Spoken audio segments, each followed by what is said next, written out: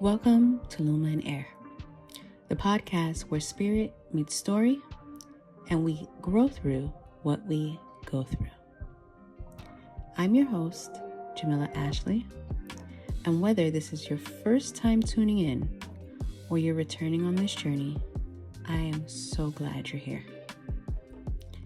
Luma Air is a sacred space for the woman becoming radiant, the best version of herself, the woman learning to courageously let go, to genuinely heal, to trust the divine path again, and to rise with boundless grace. So take a breath. Let your shoulders soften. Settle in. You are not just in the right place. You are exactly where you're meant to be. Now let's lean into today's beautiful conversation. Before we delve into today's message, let's embrace our chapter of the week.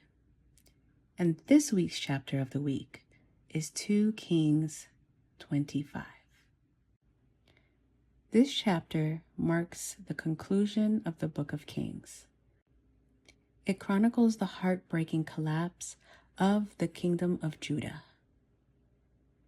We witness King Zedekiah's rebellion against Babylon, leading to Nebuchadnezzar's devastating siege of Jerusalem. After months of grueling starvation and despair, the city is breached. Zedekiah, in a desperate attempt to flee, is captured. His sons are tragically executed before his very eyes. He is then blinded and taken into exile in Babylon. The Grand Temple, the royal palace, and cherished homes are reduced to ashes. The people are either lost or exiled. Jerusalem is left in utter ruin. However, amidst this profound darkness, a glimmer of divine mercy appears at the very end.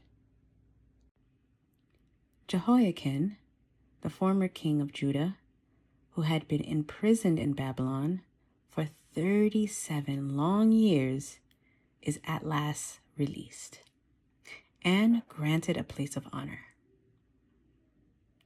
This resonates with my personal journey in such a powerful way, especially that final unexpected turn. The release of King Jehoiachin after 37 years of imprisonment. This chapter was first introduced to me 2 years ago when I was 35. I was just beginning to delve back into my relationship with God. And frankly, I was so wet behind the ears that the metaphorical depth of the story flew completely over my head. Yet, over the past 2 years, God has gently guided me back to this chapter countless times. And today, in this very moment, it all clicked. I am now 37 years old, and in many ways, my life has felt utterly upside down. Relationships have shifted, financial security has felt non-existent, and I faced more turmoil in the last 7 years than in my entire life. And yet, even with this present uncertainty, I carry a level of peace and happiness I've never known before. Being in the world was my modern day Babylon. I was trapped in cycles of struggle, depression, and felt so utterly lost, unable to discern up from down. Quick story. 2 years ago, I genuinely believed things were turning around on my own terms. I acquired one of my dream cars, earned a certification that led to the highest paying job of my life, and cultivated a physical appearance I thought I desired. Yet I was still caught in the world's embrace, engaging in actions that were not aligned with God's path or the woman I declared I wanted to be. I remember vividly, I cried out to God, pleading for help on my 37th birthday. I wanted to shed my unhealthy habits and become the woman He could be proud of. And that, my friends, worked with a swiftness of what some might call that forbidden prayer. You know the prayer where you ask God to remove anyone who's not supposed to be in your life. My world, I kid you not, went from 0 to 100 in an instant. At first, I tried desperately to rationalize, to make sense of the whole whirlwind. But then it became profoundly clear. God yearned for me to draw intimately close to Him, to trust Him as I had never trusted before. When things were good, I thanked God every morning and throughout the day. But that was often just surface level. God needed me to be more authentic, more genuine, not only with Him, but with the beautiful souls He is about to usher into my life. When I face challenges, I'd retreat into hermit mode. I never wanted to bother people, nor did I want to be a burden to God. In my mind, approaching God for help was something I felt uncomfortable doing. I had to ask myself, honestly, why do I feel this way? And then, with raw transparency, the truth emerged. I felt I wasn't worthy of God's grace and favor. And God knew this all along. And now, He made it undeniably clear for me to see. Once I embraced that humbling realization of my worthiness, God guided me to a plethora of different chapters and scriptures, especially Isaiah 54. That chapter, from beginning to end, spoke volumes about God's unwavering presence for me. Not only in the good times, but especially in the challenging ones. It affirmed that He has my back no matter what. And I had to fully grasp and trust that. And to circle back to 2 Kings 25, it all ties together because not only does God have your back, but even when you feel like you are destroyed, God will give you that glimmer of hope that everything is going to be okay. Right now, I truly believe I am living in my King Jehoiachin era, specifically the era where he was released from prison. After 37 years, not only was he let go, but he was given a high position. God is so clever, so undeniably good on how He crafts everything that He does. And to tie in one last thing, I heard a saying on social media recently. God doesn't arrive on your time. He doesn't arrive on my time. But God is always on time. He knew that in this very moment, on this very day, I would finally fully understand what 2 Kings 25 truly meant and tie it into this very podcast. For those of you grappling with your own canon moments, your tower moments, those times when you are navigating profound trials, tribulations, and obstacles, more often than not, we do have to hit that rock bottom stage in life. This means God may gently or sometimes swiftly strip everything away from your life so you can lean on Him more fully, so you can courageously ask for help, so you can make sacred space, not only for God's blessings, but also for the glorious, authentic person you are becoming. Lastly, I would like to leave you with the key themes for 2 Kings 25 and a powerful journal prompt for you to reflect on during the week. If you feel led to share your reflections or have a conversation about them, please reach out to me on Instagram at Luma and Air. That's LumaAndair. I would truly love to hear from you. The chapter themes, it's seeds of renewal. Number 1 is divine justice and course correction. The destruction in 2 Kings 25 is portrayed not as arbitrary punishment, but as the consequence of sustained disobedience.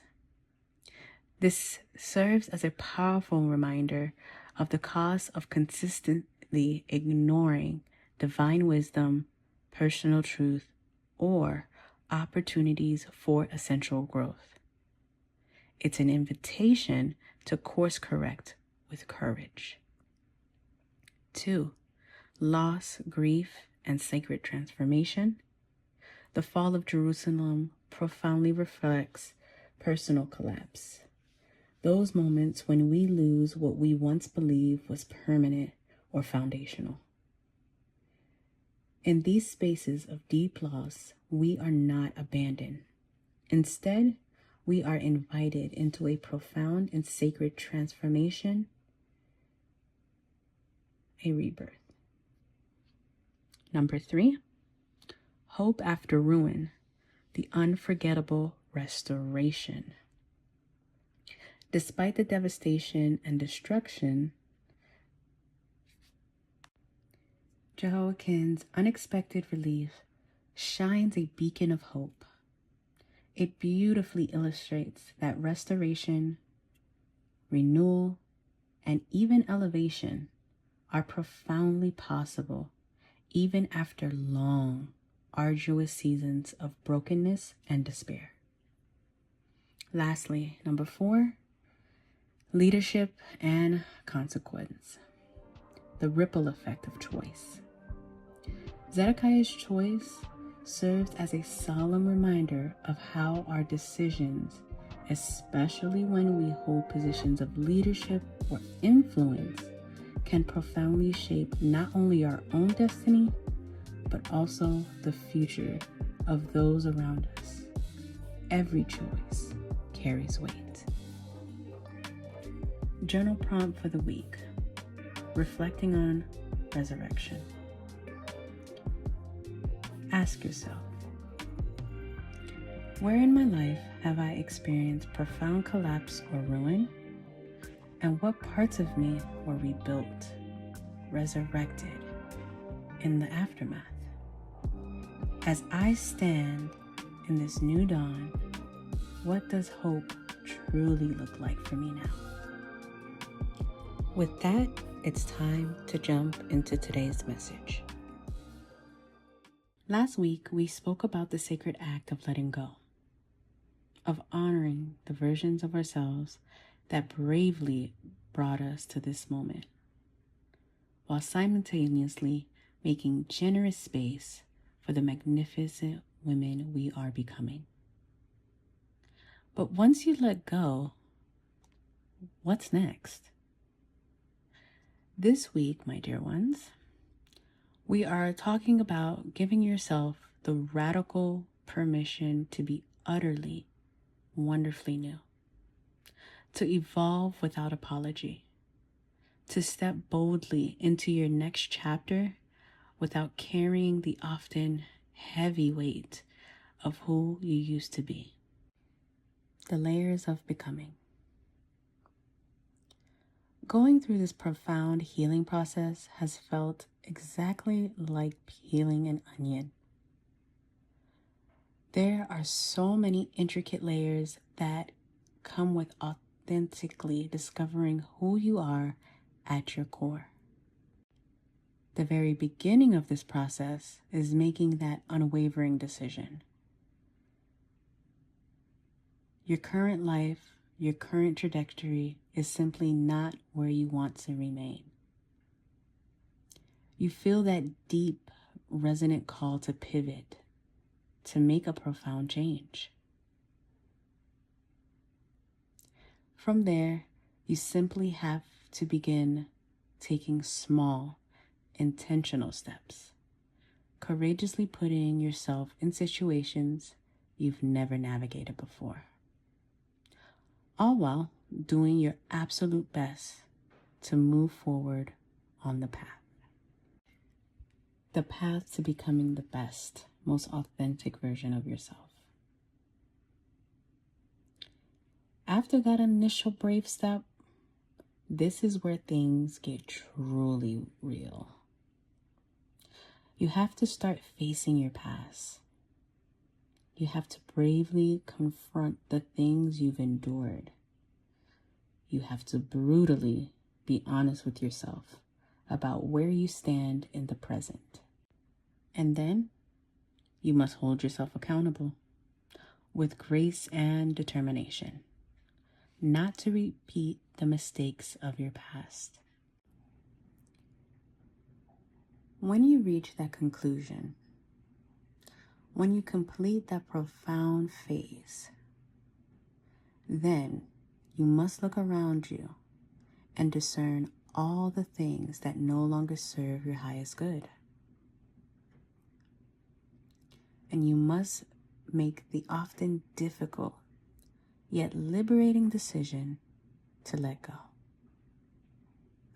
Let go of what you've known.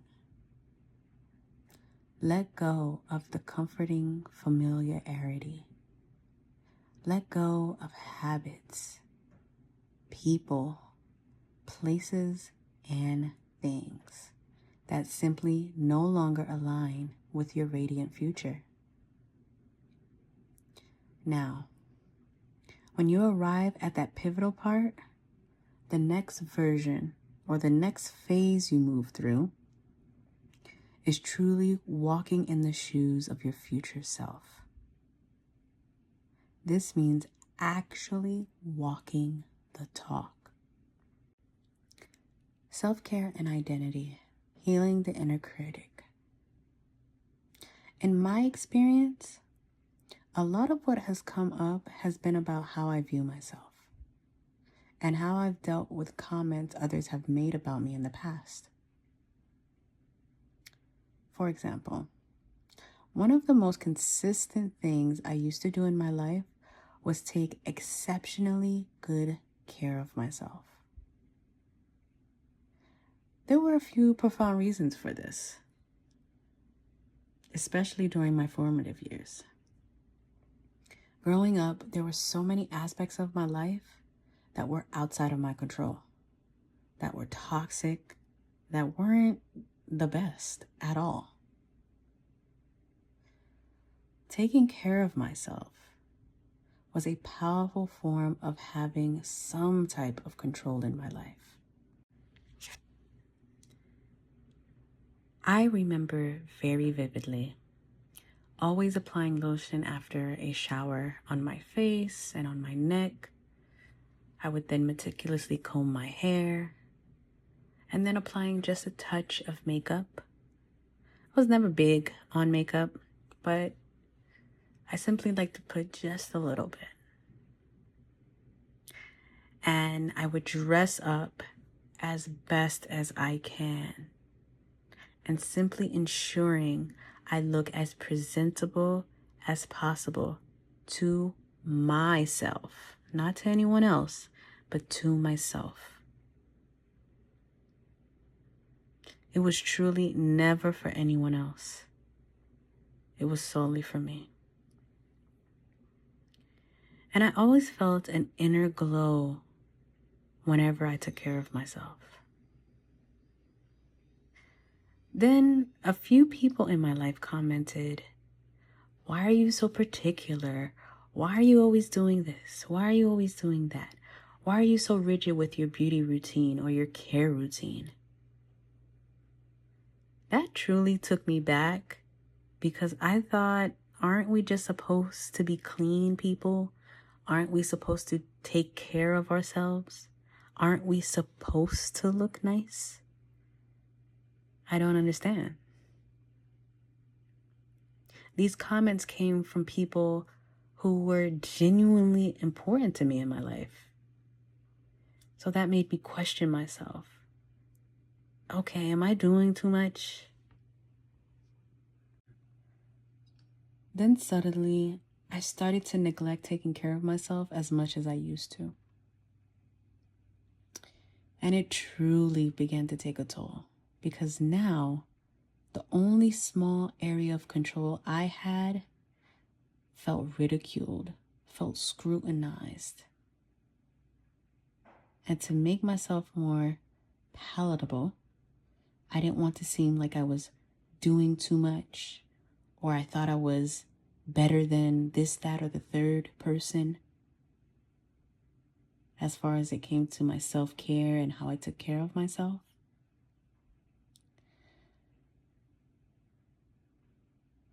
I shrunk a little bit. Now as a grown adult, having worked through all these intricate healing phases, I realize it was absolutely ridiculous that anyone would have a problem with me simply taking care of myself. And it didn't become glaringly apparent until I got back on my weight loss journey. I've recently lost 45 pounds. And now that I'm navigating through these healing phases, and I've reached this point, and I'm back at my desired weight, the very first thing I wanted to do was joyfully return to my self-care routine. I couldn't wait to re-moisturize like I should, to comb my hair, dye my hair, do my hair. I desired to do my makeup again. I desired to dress the best way I can dress again, to present myself to the world as best as I could. This is because I always understood, even from a child, that taking care of yourself is not merely just a form of self-love. It's a profound act of showing God that you are diligently caring for the precious vessel He entrusted to you. The importance and the power of staying centered. After moving to Dallas, I began posting about my weight loss journey on social media. And someone from back home commented, "Oh, you're trying to compete with the Dallas girls?" At first, I was taken aback. But then I remembered, this journey has never been about comparison or competition, especially me moving to Dallas. I didn't come to Dallas to compete. I came to heal. I came to grow. I came to love on myself again. For years, I had abandoned certain parts of my self-care, certain parts of myself, because of offhanded comments exactly like those.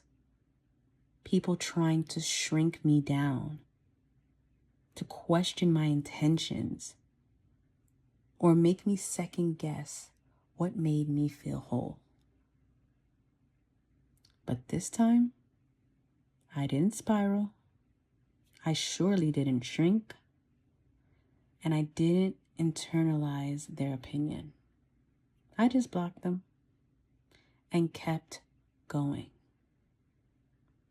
Because taking care of myself physically, emotionally, spiritually is how I stay connected to God. It's how I keep the tiny bit of control that's always been mine. I say all that to say, this journey is not performative. It's sacred. And it is yours. Now for our closing reflection.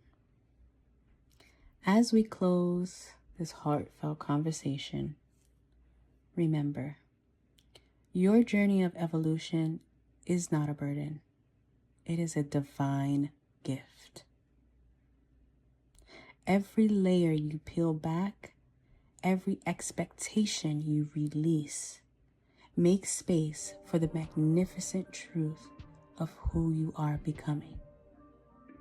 You're not doing too much by prioritizing your peace, your well-being, and your radiance. You are honoring the sacred vessel God has given you, whether externally or internally or both. Trust that the path you're on, even with its twists and turns, is divinely guided. You are stepping into an era of unprecedented peace, joy, and alignment. Embrace it. Live it. Let your light shine without apology. That's the message for today. If today's message resonated deeply with your soul, I invite you to join our growing community of women committed to living in their light. Find Luma Air on all your favorite streaming podcast platforms. And if you're listening on YouTube, please like, comment, and subscribe. It truly helps this message reach more hearts. And most importantly, if you know someone who needs to hear this, someone who's also reclaiming their right to evolve without guilt, please share this episode with them. May your week be filled with peace, courage, and the beautiful realization that you are becoming exactly who God designed you to be. Until next time, remember, you are seen, you are loved, and you are always, always becoming.